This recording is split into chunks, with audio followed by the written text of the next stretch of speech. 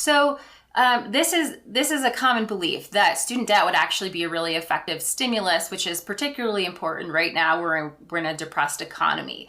The problem, again, is actually what I mentioned before about the regressivity of the policy. When economists craft stimulus programs, they cut checks and send them to people who have the lowest income in the economy. Because the way that stimulus works is that you need people to go out and spend that money and for it to actually have a stimulating effect on the economy.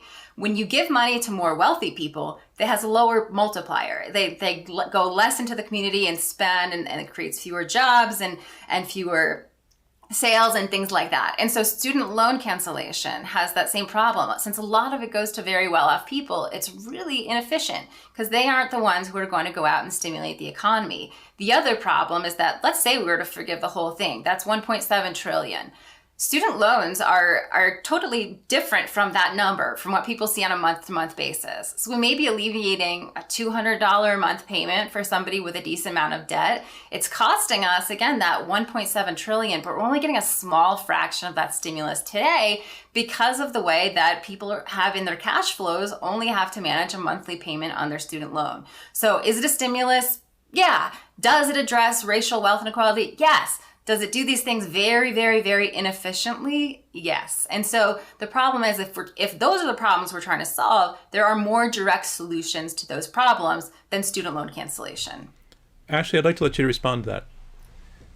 Well, I think we've got to be very careful to say from our perch and our position in our lives that a $200 monthly payment is not hard. I think we've got to be, that actually is hard for a lot of people who are struggling.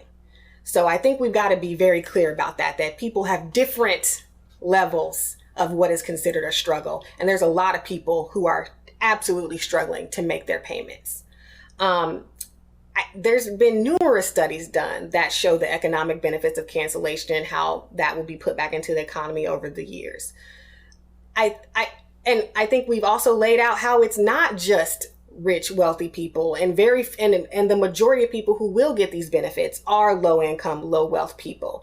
Student debt, the balances themselves, having student debt add to the cost of credit over the course of someone's life. It prevents them from saving. It affects their ability to get a home. They can't save for a down payment. It also means that money is determining their debt to income ratio when they want to qualify for a mortgage. And we just saw news that housing prices are skyrocketing. So if people have a bunch of student debt and the houses cost more and they can't get a loan to get it because they can't qualify and they couldn't even save for a down payment, again, we all are impacted by a housing market that doesn't work, as we saw in 2008.